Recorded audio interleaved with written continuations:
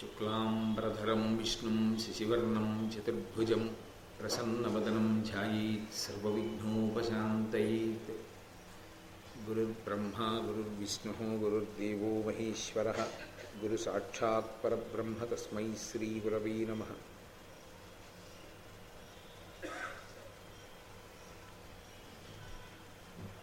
व्यासाय विष्णुरूपाय व्यासरूपाय विष्णवे नमो वै ब्रह्मनिधये वासिष्ठाय नमो नमः। कूजन्तं राम रामीति मधुरं मधुराक्षरम् आरुह्य कविताशाखां वन्दे वाल्मीकिकोकिलं। श्रुतिस्मृतिपुराणानाम् आलयं करुणालयं नमामि भगवत्पादशङ्करं लोकशङ्करं। वागर्धाविव सम्पृक्तौ वागर्धप्रतिपत्तये जगतः पितरौ वन्दे पार्वतीपरमेश्वरौ। सूक्तिं समग्रयितु न स्वयमेव लक्ष्मीः श्रीरङ्गराजमहिषीमधुरैः कटाक्षैः। वैदग्ध्यवर्णगुणकुम्भनगौरवैर्यां कण्डूलकर्णकुहराः कवयोधयन्ति। हैमोऽर्थपुण्ड्रमजहन्मकुटं सुनासं मन्दस्मितं मकरकुण्डलचारुगण्डं बिम्बाधरं बहुलदीर्घकृपाकटाक्षं श्रीवेङ्कटेशमुखमात्मनिसन्निधत्ताम्। विमलपटी कमलकुटी पुस्तकरुद्राक्षसस्तहस्तपुटी कामाक्षी पक्ष्मलाक्षी कलितविपञ्ची विभासि वैरिञ्ची। मनोजवं मरुततुल्यवेगं जितेन्द्रियं बुद्धिमतां वरिष्ठं वातात्मजं वनरयूथमुख्यं श्रीरामदूतं शिरसा नमामि। आपदामपहर्तारं दातारं सर्वसम्पदां लोकाभिरामं श्रीरामं भूयो भूयो नमाम्यहम्। नारायणं नमस्कृत्य नरं चैव नरोत्तमं देवीं सरस्वतीं व्यासं ततो जयमुदीरयेत्। हरिः ओम्। परमेश्वरस्वरूपैన సభకి నమస్కారం. మార్కండేయ మహర్షి కృష్ణ భగవానుడు దేని గురించి ప్రస్తావన చెయ్యమని చెప్పాడో అవి ఒక వరుస క్రమంలో ప్రస్తావన చేస్తూ వస్తున్నాడు. ఎందుచేత అంటే మార్కండేయుడి కన్నా చెప్పడానికి అధికారి ఇంకొకడు లేడు. ఆయన అంతటి దీర్ఘాయుష్మంతుడు, అనేకమైనటువంటి ప్రళయములను చూసినటువంటి వాడు, సాక్షాత్ వటపత్రశాయి యొక్క గర్భంలోకి ప్రవేశించి విరాట్ స్వరూపాన్ని దర్శనం చేసినటువంటి గొప్ప అదృష్టవంతుడు. అన్నిటినీ మించి వేదాంగముల యందు నిష్ణాతుడు. ఆ కారణం చేత ఆయన తప్ప సాధికారికంగా విషయాల్ని చెప్పగలిగినటువంటి వాడు లేడు. అందుకని ధర్మరాజు గారి మనసులోకి చొచ్చుకుపోవలసినటువంటి అభిప్రాయాల్ని, ధర్మ విషయంలో లోకంలో ఏ విధమైనటువంటి అయోమయాలు ఉంటాయో ఆ అయోమయాల్ని నివృత్తి చేసేటటువంటి వాక్పటిమతో ఆయన మాట్లాడుతున్నారు. మనకి సాధారణంగా ఎవరైనా ఏం కోరుకుంటారంటే స్వర్గలోకవాసం అంటుంటారు. ఆయన స్వర్గస్థులైనారు అని ఒక మాట అంటూ ఉంటారు. ఆయన ప్రతివాడు ఏదో స్వర్గలోకానికి వెడితే బాగుంటుంది అని. కానీ మార్కండేయ మహర్షి ఒక అద్భుతమైన ప్రతిపాదన చేస్తాడు. స్వర్గలోకవాసము అంటే అది అద్దె కొంపయందు జీవనము. అద్దె కొంపయందు ఉన్నవాడు ఎప్పుడూ స్వగృహే అని సంకల్పం చెప్పడం కుదరదు. ఆ ఇల్లు ఎంత అందంగా ఉన్నా తనకి వాసం చేయడానికి పనికొస్తుందేమో కానీ తనది అని చెప్పడానికి మాత్రం ఆ ఇల్లు పనికిరాదు. ఆ ఇల్లు ఎప్పుడూ ఇంకొకటిది, యజమాని. ఎప్పుడు ఖాళీ చేసేయవలసి ఉంటుంది, ఎప్పుడు వెళ్ళిపోవలసి ఉంటుంది అంటే ఈయనకి తెలియదు. ఈయనకి చాలా ఇష్టం అనుకోండి, ఈయన ఖాళీ చేసేయచ్చు కదండి అని మీరు అడగచ్చు. ఈయనకి ఎట్టి పరిస్థితుల్లోనూ ఆ ఇల్లు ఖాళీ చేయడం ఇష్టం లేదు. కానీ ఆయన మాత్రం ఖాళీ చేసి తీరవలసిందే. ఎప్పుడు ఇంటి యజమాని వెళ్ళిపోమంటే వెళ్ళిపోవాలి. అది ఆయనకి ఇష్టం అవ్వచ్చు, ఇష్టం కాకపోవచ్చు, లేకపోతే తనే వచ్చి ఉందాం అనుకోవచ్చు, అద్దె పెంచాలనుకోవచ్చు, ఏదైనా కారణం కావచ్చు. ఈయన్ని ఇంట్లోంచి పంపించేయాలి అని యజమాని అనుకుంటే వెళ్ళిపోవలసిందే. స్వర్గలోకవాసం కూడా అంత భయంకరమైనది. ఏ కారణం చేత భయంకరమైనది అంటే అది రెండు కారణముల చేత చాలా భయానకము. ఒకటి, పుణ్యాన్నంతటిని హరించేస్తుంది. ఎంత కష్టపడి తాను పుణ్యం చేసుకుంటాడో ఈ పుణ్యాన్నంతటినీ కూడా స్వర్గలోకవాసమన్న పేరుతో హరిస్తాడు. ఇన్నాళ్ళు నువ్వు భోగాలు అనుభవించావు స్వర్గలోకంలో ఉండి, అది నువ్వు చేసిన పుణ్యానికి సరిపోయింది. ఈ స్వర్గలోకవాసం మీకు తేలిగ్గా అర్థం అవ్వాలి అంటే ఒక ఉదాహరణలో చెప్పాలి అంటే, ఒక వ్యక్తి తీసుకెళ్ళి బ్యాంకులో కొంత సొమ్ము జమ చేసుకున్నాడు. ఆ ఉన్నటువంటి మొత్తంలోంచి కొంత ద్రవ్యాన్ని ప్రతిరోజు తీసుకోవడం కోసం అని చెప్పి ఆయన కొన్ని చెక్స్ ఇచ్చాడు. ఇప్పుడు ఆ చెక్కులు పట్టుకెళ్ళి ఇచ్చినప్పుడల్లా ఆయన ద్రవ్యం ఏమవుతుంది, తరిగిపోతుంటుంది. కొన్నాళ్ళు అయిన తర్వాత ఆయన చెక్ ఇచ్చినా ఇంకా మా దగ్గర లేదు ఆయన ద్రవ్యం, ఆయన చెక్కులకి మేమేమి డబ్బు ఇవ్వమంటారు. పుణ్యం అయిపోయే పర్యంతము స్వర్గలోకంలో ఉంచుతారు. పుణ్యం అయిపోయింది అని తెలియగానే కిందకి పంపించేస్తారు. అయితే ఇందులో మళ్ళీ ఒక అనుమానం ఉంటుంది. ఏమండి, పాపపుణ్యములను లెక్కరాసి పునర్జన్మనిస్తారు కర్మ అనుభవించడానికి. పుణ్యం ఎంత భోగం అనుభవిస్తే ఎంత క్షయం అవుతుందో కూడా స్వర్గలోకంలో ఖాతా ఉంటుందా? అనుమానం ఉండడంలో దోషం ఏం లేదుగా. ఎందుకంటే చేసిన కర్మ శరీరం పోతుంది కానీ కర్మ పోదు, కర్మ జీవుడితో వస్తుంది, దాన్ని బట్టే పునర్జన్మ నిర్ణయం అవుతుంది అని కదూ మార్కండేయుడు చెప్పింది. అయినప్పుడు ఎంత పుణ్యం, ఎన్నాళ్ళు స్వర్గంలో ఏ భోగాలు అనుభవిస్తే ఎంతంత ఖర్చు అయిపోతుంది అన్నది కూడా స్వర్గలోకంలో ఎవరైనా దాని గురించిన వివరాలను నమోదు చేస్తుంటారా అంటే అలా నమోదు చేసేటటువంటి ప్రక్రియ ఉండదు. కానీ మరి స్వర్గలోకంలో ఉన్నటువంటి వాడి పుణ్యం అయిపోయింది అని ఎలా తెలుసుకుంటారంటే, భూలోకంలో వాడి కీర్తి మాసిపోవడాన్ని ప్రాతిపదికగా తీసుకుంటారు.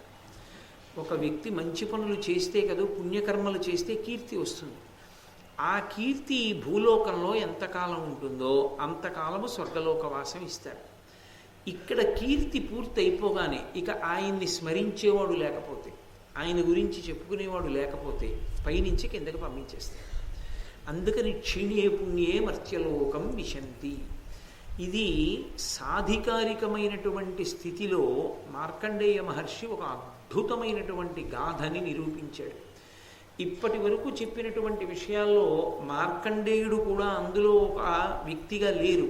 కానీ ఇవాళ చెప్పబోయేటటువంటి అంశం ధర్మరాజు గారే నోరు తెరిచి ఆశ్చర్యపోయి ముక్కు మీద వేలేసుకుని ఉండిపోయాడు. అంత చిత్రమైనటువంటి విశేషాన్ని ప్రతిపాదన చేశాడు మార్కండేయ మహర్షి. ఎవరి సమక్షంలో? సాక్షాత్ కృష్ణ భగవానుడి సమక్షంలో ప్రతిపాదన చేశాడు. ఆయన అన్నాడు, ఇంద్రద్యుమ్నుడు అనబడేటటువంటి ఒక మహారాజు భూమండలాన్ని చాలా కాలం పరిపాలన చేశాడు. ఎన్నో పుణ్యకార్యములు చేశాడు. దానివల్ల ఆయనకి కొంత పుణ్యం వచ్చింది. ఇప్పుడు ఆయన్ని ఆ పుణ్యాన్ని ఆధారం చేసుకొని స్వర్గలోకానికి తీసుకెళ్ళాడు. అయితే వేదాంతం అంటే వేదాంతమే. ఇక్కడ ఇంకొక ప్రశ్న కూడా రావచ్చు. మరి ఇప్పుడు పుణ్యం చేయిస్తే స్వర్గలోకంలో కొన్నాళ్ళుండి కిందకి దోసేస్తారు, పుణ్యం చేయకపోతే తిరియక్కుల్లోకి వెళ్ళిపోతాడు, నరకానికి వెళ్ళిపోతాడు. మరి ఇంకేం చేయాలి అసలు? మరి ఇంకా పుణ్యం చేయడం ఎందుకు? అలాంటప్పుడు ఉపయోగం ఏముంది? కొన్నాళ్ళు ఉండి కింద పడిపోవడమేగా. అంటే బాగా జ్ఞాపకం పెట్టుకోవలసిన విషయం ఏంటంటే, ఒక పుణ్యకర్మ చేసి ఈ పుణ్యకర్మ వల్ల నా ఖాతాలో పుణ్యం పడాలని కోరుకున్న వాడికి మాత్రమే అటువంటి స్థితిని ఇస్తారు. ఏదో ఎవరో దాహంతో ఉన్నవాడికి కాసిన మంచినీళ్ళు ఇచ్చి నేను పుణ్యకర్మ చేశాను ఈశ్వర అన్నాడు అనుకోండి, అవును నువ్వు చేశావు, జీవుడి ఖాతాలో వేస్తాడు. ఇప్పుడు జీవుడి ఖాతాలో వేశారు కాబట్టి స్వర్గలోకంలో కొన్నాళ్ళు ఉంటాడు. పుణ్యకర్మ చేసి నేను చేయడం ఏమిటి ఈశ్వర, నేను మీ చేతి పనిముట్టుని, నా చేత మీరు చేయించారు, సర్వం శ్రీ ఉమామహేశ్వర పరబ్రహ్మార్పణమస్తు, ఇందులో నా ప్రమేయం ఏం లేదు, నేను అంతా ఈశ్వరుడు నా చేత చేయించాడు, ఏ ఈశ్వరుడు చేయించాడో ఆ ఈశ్వరుడికి ధారపోసేశాడు. ఇప్పుడు ఇందులో నేను చేసింది అన్నది ఏమీ లేదు. ఈ వేదిక ఎక్కకముందు ఇవాళ ఉపన్యాసం లేదు. ఈ వేదిక ఎక్కి నేను 8:30కి దిగిపోతుంటే ఆ రోజు నేను భారతం గురించి కొంత మాట్లాడాను. అది ఆ పుణ్యం కోసం అని కాదు, నేను దిగిపోయే ముందే దాన్ని ధారపోసి దిగిపోతాను. ఏ పరమేశ్వరుడు లోపల ఉన్నాడో ఆ పరమేశ్వరుడు ఆ భారతాన్ని చెప్పించాడు. మరి అప్పుడు నాకు ఆ పుణ్యం అక్కర్లేకపోతే నేను ఎందుకు భారతం చెప్తున్నట్టు? చిత్తశుద్ధి కొరకు. అప్పుడు ఆ కర్మని ఈశ్వరుడు దేని కింద మారుస్తాడంటే చిత్తశుద్ధికి ఉపకరణంగా మారుస్తాడు. ఇప్పుడు చిత్తము శుద్ధమైతే ఏమవుతుందంటే ఏదో ఒకనాటికి జ్ఞానం అనేటటువంటి పాయసాన్ని పోయడానికి ఆ పాత్ర ఉపయుక్తమవుతుంది. అగ్ని మీద తప్తం అవగా బియ్యం అన్నంగా ఉడికినట్టు పుణ్యకర్మలు చేస్తూ వెళ్ళగా వాటి యందు ఏ రాగబుద్ధి లేకుండా లోపల వాటి మీద ఏమీ యాజమాన్య బుద్ధి లేదు, నేను చేస్తున్నానన్న బుద్ధి లేదు. ఈశ్వరుడు చేయించాడంతే. అప్పుడు కొన్నాళ్ళకి పాత్రత కలుగుతుంది. అది ఈ జన్మకు కలగచ్చు, వచ్చే జన్మకు కలగచ్చు. ఆ పాత్రత కలగగానే ఏదో ఒక రోజు వస్తుంది. ఆ రోజున ఈశ్వరుడు జ్ఞానాన్ని అనుగ్రహిస్తాడు. ఆ అనుగ్రహించిన ఉత్తర క్షణంలో అద్వైతానుభూతికి లోనవుతాడు. నేను ఆత్మ అన్నది అనుభవంలోకి వస్తుంది. ఆత్మ అన్నది అనుభవంలోకి వచ్చిన తరువాత ఇక ఆ శరీరాన్ని ఎందుకు ఉంచుకుంటాడంటే ప్రారబ్ధం పూర్తవడానికి శరీరంతో ఉంటాడు. అందుకే అటువంటి వాళ్ళని జీవన్ముక్తులు అంటారు. జీవన్ముక్తులు అన్న మాట ఎవరికి అన్వయం అవుతుందంటే వారు బ్రతికే ఉంటారు, శరీరంతో ఉంటారు, కానీ వారు మోక్షాన్ని పొందేశారు. ఎప్పుడో చచ్చిపోయిన తర్వాత వచ్చేది కాదు మోక్షం అంటే. ఇక్కడే శరీరంతో ఉండగానే మోక్షాన్ని పొందేస్తారు. తాను ఆత్మ తెలిసిపోతుంది. తెలిసిపోయిన తర్వాత మరి ఇంక శరీరము నేను కాదు అని తెలిసి దాన్ని ఎందుకు పడగొట్టకుండా ఉండాలి అంటే ఈశ్వరుడు దాంట్లో ఎంతకాలం ఉండమన్నాడో అంతకాలం ఉంటాడు. కాబట్టి ఇప్పుడు శరీరంలో ఉన్నాడు కానీ ఈ శరీరము నేను కాదు అని తెలుసుకుంటాడు. ఇప్పుడు ఆ శరీరం పడిపోతుంటే నేను కాదుగా అది పడిపోతుంటే పెద్ద బాధ ఏముంది, ఊరుకుంటాడు, సాక్షి మాత్రంగా ఉంటాడు. అప్పుడు మోక్షపదాన్ని అలంకరిస్తాడు. ఆ మోక్షపదానికి వెళ్ళిన తర్వాత ఇక పునరావృత్తి ఉండదు, ఇక మళ్ళీ పుట్టడం ఉండదు. అది శాశ్వతమైనటువంటి ఆనందం, బ్రహ్మానందం అంటారు. బహుశः రేపు ధర్మవ్యాధుడు మాట్లాడినప్పుడు చెప్తాడు. చిట్ట చివరిలో మాట్లాడుతూ కౌశికుడితో బ్రహ్మపదాన్ని ఎందుకు కోరుకోవాలి, పుణ్యం కన్నా తపస్సు ఎందుకు గొప్పదవుతుంది అన్న దాని దగ్గర వివరణ చేస్తాడు ధర్మవ్యాధుడు. అందుకే మహాభారతం ఆరణ్యకాండ వినడం అంటే సమస్త ఉపనిషత్ సారాంశాన్ని వినడమే. అది ఆరణ్యకాండ ఒక్కటి జాగ్రత్తగా అర్థం చేసుకోగలిగితే మనిషి యొక్క అనుష్ఠానానికి సంబంధించిన రహస్యములన్నీ తెలిసిపోతాయి. ఎలా బ్రతకాలన్నది, ఎందుకు బ్రతకాలన్నది అర్థం అవుతుంది. కాబట్టి అలా కాదు, నేను పుణ్యాన్ని అనుభవం కోసం చేసుకుంటున్నాను, ఈ పుణ్యం నాకు ఏదో పనికి రావాలి రేపు పొద్దున్న అనుకున్నవాడికి పనికి వస్తుంది. అప్పుడు స్వర్గలోక వాసం ఇస్తారు కొన్నాళ్ళు. ఆ స్వర్గలోకంలో పుణ్యం అయిపోయాక కింద పడిపోతాడు. పుణ్యం అయిపోవడం అంటే కీర్తి మాసిపోవడం. ఇక్కడ అందరూ మర్చిపోయారు అనుకోండి, భూలోకంలో ఎవరో తలుచుకునే వాళ్ళు లేరనుకోండి, కిందకు వస్తాడు. ఉన్నారని అనిపించుకోగలిగాడు అనుకోండి, మళ్ళీ మళ్ళీ తీసుకెళ్తాడు. అది విచిత్రం. కాబట్టి ఒకానొకప్పుడు ఇంద్రద్యుమ్నుడు అన్న మహారాజు పరిపాలన చేశాడు. ఆయన చాలా కీర్తి గణించాడు. చాలా కీర్తి గణించాడు అన్న మాటకి తాత్పర్యం చాలా మంచి పనులు చేశాడు అని. మంచి పని చెయ్యకుండా కీర్తి రాదు. మంచి పని చేస్తేనే కీర్తి ఉంటుంది, చెడ్డ పని చేస్తే అపకీర్తి ఉంటుంది. మంచి పని అంటే తన కొరకు తాను చేసుకున్నది కాదు, తన యొక్క భోగాన్ని త్యాగం చేసి 10 మంది కొరకు తన యొక్క జీవితాన్ని వెచ్చించడం. త్యాగేనైకే అమృతత్వమానసో పరీణనాకం నిహితం గుహాయాం బిభ్రాజతే తద్యతయో విశంతి అని ఉపనిషత్తు. కాబట్టి త్యాగేనైకే అమృతత్వమానసో, ఎవరు తను అనుభవించవలసిన దాన్ని అనుభవించకుండా 10 మంది మంచి కొరకు ఉపయోగిస్తాడో అది పుణ్యమవుతుంది. కాబట్టి కీర్తి వస్తుంది లోకంలో. ఆయన అండి అని నమస్కారం పెడతారు. అలా నమస్కారం పెట్టేవాళ్ళు ఎంతమంది ఉన్నారో అంతకాలం స్వర్గలోకంలోనే ఉంచుతారు. కాబట్టి ఇంద్రద్యుమ్నుడు స్వర్గలోకంలో చాలా కాలం నుంచి ఉన్నాడు. ఆయనకి తెలియదు ఈ లోకంలో ఇంకా ఆయన గురించి మంచి చెప్పుకుంటున్న వాళ్ళు ఉన్నారా లేరా ఆయనకి తెలియదు. అది చూసేవాళ్ళు ఒకళ్ళు ఉంటారు స్వర్గలోకంలో, వాళ్ళు కనిపెడుతుంటారు ఇంకా చెప్పుకుంటున్నారా ఈయన పేరు భూలోకంలో పరిశీలిస్తూ ఉంటారు. ఎవరూ చెప్పుకుంటున్నట్టు కనపడలేదు. ఇంద్రద్యుమ్నుడి పేరు ఎత్తిన వాళ్ళు ఎవరూ కనపట్టలేదు. అయిపోయింది, కీర్తి మాసిపోయింది. కాబట్టి ఇప్పుడు ఆయన కీర్తి మాసిపోగానే ఏమైపోయిందంటే, కీర్తి అన్నప్పుడు ఒకటి గుర్తుపెట్టుకోవాలి, కీర్తి అంటే ఇతరులకు ఉపకరించే పని తప్ప వాడి కోసం వాడేదో చేసుకుని దానివల్ల దాన్ని పట్టుకుని కీర్తి అని అనకూడదు. కాబట్టి ఒక ఆయన చాలా పెద్ద మేడ కట్టుకున్నాడు అనుకోండి, ఆ చాలా పెద్ద మేడ కట్టుకుంటే అబ్బా ఎంత పెద్ద మేడ కట్టుకున్నాడో ఆయన అదృష్టవంతుడండి అని కీర్తి ఉండొచ్చు. అదేం 10 మందికి పనికి వచ్చే పని చేయడం కాదు. ఆయనకి డబ్బులున్నాయి, ఆయన కట్టుకున్నాడు. ఆయన భోగాన్ని పరిత్యజించి లోకానికి ఏమైనా చేస్తే అప్పుడు కీర్తి.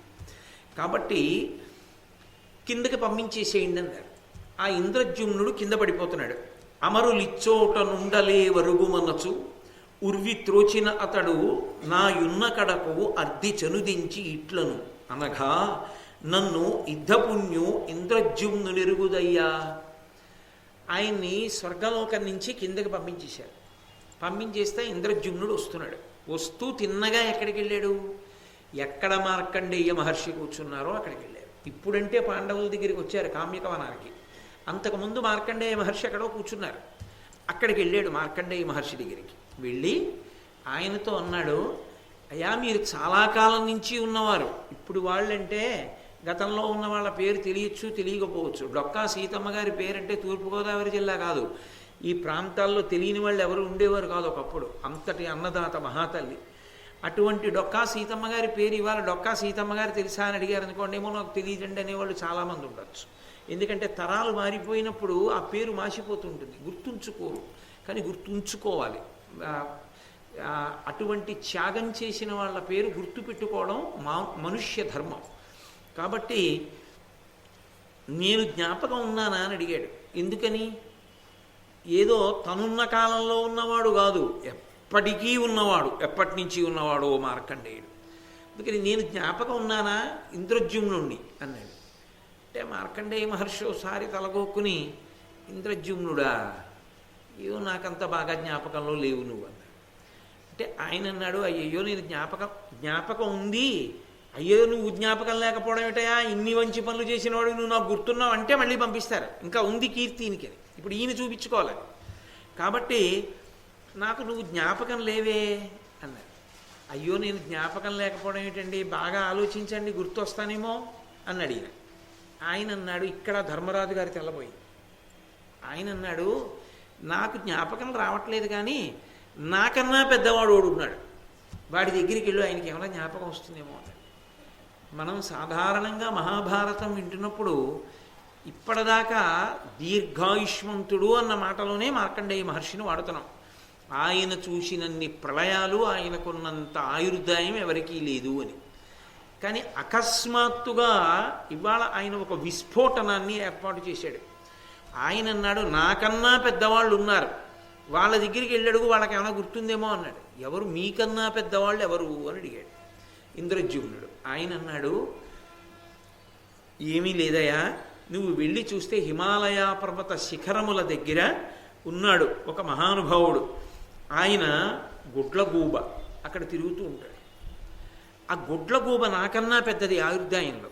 ఇది మీరు కొంచెం జాగ్రత్తగా అర్థం చేసుకుంటే, శరీరము ఏదైనా అవ్వచ్చు, లోపల ఉన్నటువంటి జీవుడు ప్రత్యేకమైన కారణం చేత అందులో ఉంటాడు తప్ప ఆయనకి పరంపరాగతమైనటువంటి విశేష పుణ్యం ఉండేటటువంటి అవకాశం ఉంటుంది. ఒక్కొక్కరికి పూర్వజన్మ స్మృతితో కూడుకున్న మహాపురుషులు మీకు మహాభారత కాలంలో కనపడతారు. వాళ్ళు ఇప్పుడు ఇలా ఎందుకున్నారో కూడా వాళ్ళు చెప్తారు. ఆ ప్రారంధం పూర్తయ్యే వరకు బహుకాలంగా అలా పడున్న వాళ్ళు ఉన్నారు ఆ ఉపాధిలో. కానీ వాళ్ళకి సమస్త జ్ఞానం ఉంటుంది, వాళ్ళు మనుష్య భాష ఎందు కూడా మాట్లాడతారు. ఇలా చెప్తే అది సంభవమా అని అనిపించచ్చు. కానీ కొన్ని చోట్ల కొన్ని ప్రాణులు వాటి తెలివితేటలు, వాటి యొక్క జీవన శైలి, వాటి విధానం చూస్తే మనకన్నా కూడా అవి చాలా తెలివైనవి అనేటటువంటి విశేషం తెలుస్తూ ఉంటుంది. ఇప్పటికీ భూకంపాలు, సునామీలు ఇలాంటివి వచ్చే ముందు మనుష్యుల కన్నా ముందు కనిపెట్టేది ఆ ఇతరమైనటువంటి జంతుజాలమునకే తెలుస్తుంది అని ఈ మధ్యకాలంలోనే శాస్త్రవేత్తలు కూడా అంగీకరిస్తున్నారు. కాబట్టి ఒక గుడ్లగూబ నాకన్నా చాలా పెద్దది, అది హిమాలయ పర్వత శిఖరం మీద ఉంది, అక్కడికి వెళ్ళు అన్నాడు.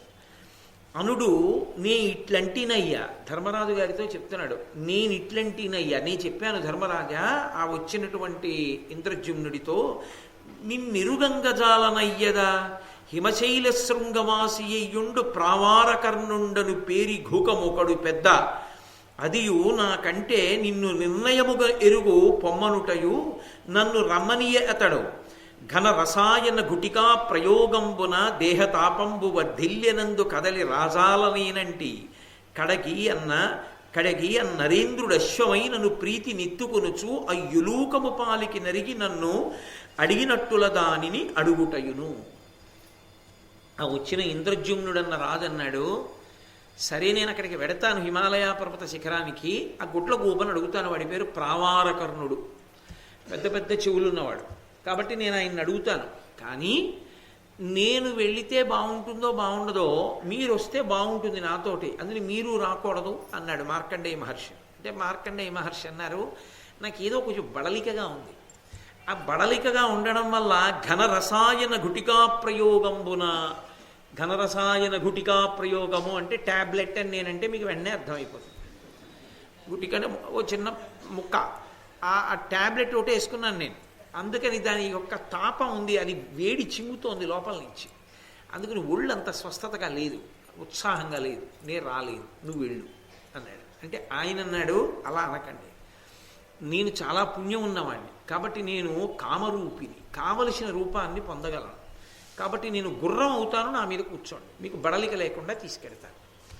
సరే, ఇంత అడుగుతుంటే మరి రానంటే ఏం బాగుంటుంది, మీరు వస్తే పెళ్ళి అవుతుందండి అన్నారు అనుకోండి, ఒంట్లో బాగోలేదు, నేను చెప్పానని చెప్పండి, నేను ఫోన్ చేస్తాను.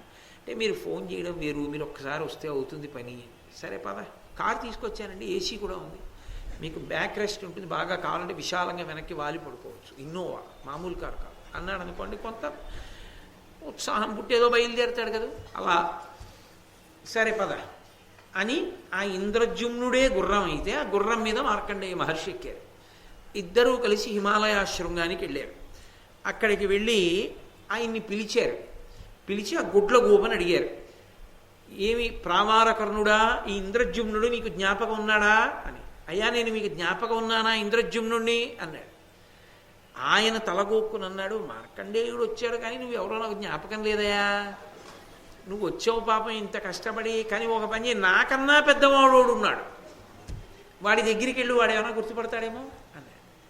మార్కండేయుడే పెద్దవాడంటే మార్కండేయుడు కన్నా పెద్దది ఒక పక్షి, గుడ్లగూబ. ఇప్పుడు ఆ గుడ్లగూబే పెద్దది అనుకుంటే ఆయన అన్నాడు, ఇక్కడే హిమాలయ పర్వత శిఖరాలకు దగ్గరలోని ఇంద్రద్యుమ్నము అని పేరు కలిగినటువంటి ఒక సరోవరం ఉంది, దాని పేరే ఇంద్రద్యుమ్నం, రాజు పేరు మీదే వచ్చింది అది. అందుకని ఆ సరోవరానికి ఇంద్రద్యుమ్నమని పేరంటే ఎక్కడో చిన్న కదలిక, ఓ చిన్న తీగని కలిపాడు, నీ పేరు మీద ఓ సరోవరం ఉంది, అందులోనే ఉంటుంది. నాళీక జంఘుడు అనబడేటటువంటి ఒక తాబేలు ఒకటి అక్కడ చాలా కాలంగా ఉంటుంది, కాబట్టి అక్కడికి వెళ్ళు, ఆ తాబేలు ఏమైనా చెప్పగలదేమో అంటే ఆయన అన్నాడు, మీరు రండి నాతో అన్నాడు. నేను ఎందుకయ్యా మార్కండేయ మహర్షిని తీసుకొచ్చావుగా నీ మీద, ఆయన్ని తీసుకెళ్ళి, కాదు కాదు మీరు రావాలి అని ఇద్దరినీ ఎక్కించుకుని అక్కడికి వెళ్ళాడు సరోవరం దగ్గరికి. మార్కండేయ మహర్షి, ప్రావారకర్ణుడు అంటే గుడ్లగూబ, ఇద్దరూ అక్కడ నిలబడి సరోవరం దగ్గర పిలిచారు ఆయన్ని, ఆ తాబేటిని పిలిచారు, ఓ నాళీక జంగుడా పైకి రా అన్నారు. ఆయన ఏదో తలుపు కొడితే పిలిస్తే బయటికి వచ్చినట్టు ఆయన సరోవరం నుంచి ఒడ్డుకి రాలేదు, సరోవరంలోనే ముఖమెత్తి లణించున్నాడు. ఎవరు, ఏం కావాలి అన్నాడు. ఈయన ఏమైనా నీకు జ్ఞాపకం ఉన్నాడంటే, ఇంద్రజుమ్నుట్ట పేరు జ్ఞాపకం ఉన్నాడా అని అడిగారు. అడిగితే వెంటనే కొలను వెలువడి చనుదించే కూర్మ విభుడు వారలడిగి ఇంద్రజుమ్న ధరణీషు నిరుగుదే అన అదియు ఒక్కింత తలవు తలచికొని కన్నుగవ అశ్రుజలములుక. ఆ తాబేలిల నీళ్లలోంచి పైకి లేచి చూసి, ఇంద్రజుమ్నుడా అని ఓసారి తలగొక్కుని అని కంఠం గాద్గదికమైంది. అయి కళ్ళులంబట నీరు కారుస్తోంది. అక్కట నీ నిరుంగని మహాగుణభూషణుడు అమ్మహాత్ముడు నన్నిక్కడ పెక్కుమారులు అనేక భయంబులు పొందకుండగా అక్కటికంబుతోడ తగనాతడు గైకుని కాచెగాదే పింపెక్కిన ఎన్నరోత్తముని ఎన్నటికిన్ మరవంగవచ్చుని. ఆయనే కదూ ఈ సరోవరం ఏర్పడడానికి కారణం. ఎన్ని వేల యజ్ఞయాగాదులు చేశాడో, ఎన్ని లక్షల గోవుల్ని దానం చేశాడో. అన్ని లక్షల గోవుల్ని దానం చేస్తే ఆయన దానం చేసినటువంటి గోవులన్నీ కూడా ఎవరికి దానం చేశాడో వాళ్ళు తీసుకెళ్లే వరకు ఇక్కడ కట్టారు. అవి వెళ్ళిపోయే లోపల ఏం చేశాయంటే, యజమానులు తీసుకెళ్లే లోపల ఆ గోవులు డెక్కలన్నీ భూమికి దువ్వితే దుమ్ము పైకి రేగిపోయి గొయ్యి పడింది. ఆ గోతులోని నీరు చేరింది. అందుకని ఈ సరోవరానికి ఆ మహారాజు పేరే పెట్టబడింది, ఇంద్రజుమ్న సరోవరం అని. నన్ను ఎన్ని మాటలు ఆదుకున్నాడో, ప్రాణ సంకటం వస్తే ఎన్ని మాటలు నాకు ఉపకారం చేశాడో ఆయన తెలియకపోవడం ఏమిటి, మహానుభావుడు ఆయన అనేటప్పటికీ ఆయన కన్నుల నీరు పెట్టుకుని ఆ తాబేలు చెప్పేటప్పటికీ చాలా సంతోషించి వెంటనే మళ్ళీ దేవదూతల కిందకు వచ్చారు. వచ్చి తన కీర్తి ఎంత కాలంబు వినబడు ఈ జగమునందు వెలయంగా అందాకను పుణ్యలోక సౌఖ్యంబున ఎంతయూ ఉల్లసిల్లు పురుషుండనగా. ఈ లోకమునందు ఒక పురుషుని యొక్క కీర్తి ఎంత కాలము ప్రకాశిస్తుందో అంతకాలము స్వర్గలోకంలో ఉండొచ్చు. నీ గురించి ఇక తలుచుకునేవాళ్ళు లేరు, నీ కీర్తి మాసిపోయింది అనుకున్నాం.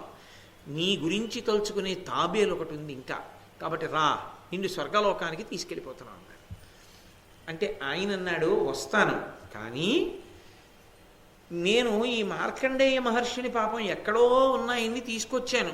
నేనేదో ఘనరసాయన గుటిక వేసుకున్నాను, ఒళ్ళంతా వేడిగా ఉందన్నా కూడా వినకుండా తీసుకొచ్చా. ఈయనతో పాటుగా అదిగో హిమాలయ శృంగం మీద ఉన్నటువంటి ఆ కొంగని తీసుకొచ్చాను, ఆ ప్రవారకర్ణుణ్ణి. కాబట్టి వీళ్ళిద్దరినీ వాళ్ళున్న చోట దింపేసి వచ్చేస్తాను. అంటే మనసు మంచిదైతే కదా అసలు పుణ్యం చేయడం. వెంటనే ఎవరో కీర్తి ఉంది అని చెప్పగానే తగుదనమ్మా అని చెప్పి అయితే నేను వెళ్ళొస్తానండి చాలా సంతోషం అని చెప్పి వాళ్ళతో వెళ్ళిపోలేదు. ఆయన మనసుకున్నటువంటి లక్షణం అది. ఆ కృతజ్ఞతా లక్షణమే అసలు మనిషికి పుణ్యాన్ని పెంచేటట్టు చేస్తుంది.